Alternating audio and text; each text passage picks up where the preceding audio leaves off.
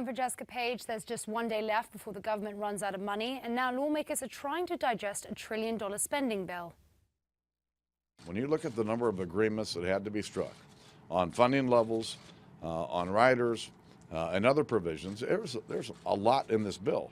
A lot is right, and that includes measures that weaken regulations on Wall Street, which has deeply troubled Democrats, including former House Speaker Nancy Pelosi and Senator Elizabeth Warren. Boehner is probably going to need Democratic support, and that could be in jeopardy right now. Also, some Republicans, like Senator John McCain, don't like the timing of the bill. He tells Politico that it's disgraceful and almost certainly jammed full of bull.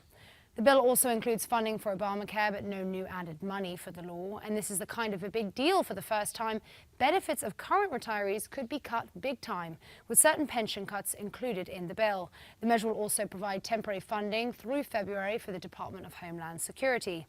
And the House Select Committee wraps up their second public hearing in Benghazi today. Representative Trey Gowdy chaired the meeting and says he will keep asking questions until he understands what exactly happened the day 4 Americans were killed in Libya. I do not think we should move on until there is a complete understanding of how the security environment described by our own government in court documents was allowed to exist. Assistant Secretary of State Greg Starr says his agency has also increased training for security guards.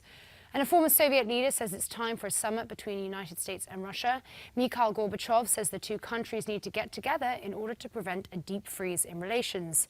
This week marks the 27th anniversary of Ronald Reagan and Gorbachev's Washington summit. In Michigan, Detroit's emergency manager says the city will no longer be in financial hole. The largest municipal bankruptcy in American history allowed the city to restructure its balance sheet. The new budget eliminates $7 billion in debt. The federal judge is expected to sign off on it next week. NFL owners unanimously approve a new conduct policy for its players today. Commissioner Roger Goodell says today's agreement strengthens the league's rules. The policy is comprehensive, it is strong, it is tough, and it is better for everyone associated with the NFL. However, the NFL Players Union calls the new rules unfair.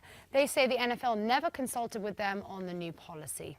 And in Hawaii, the Navy rescues a 67-year-old boater lost at sea for 12 days. Crew members found Ron Ingram and his 25-foot vessel 64 miles south of Honolulu yesterday.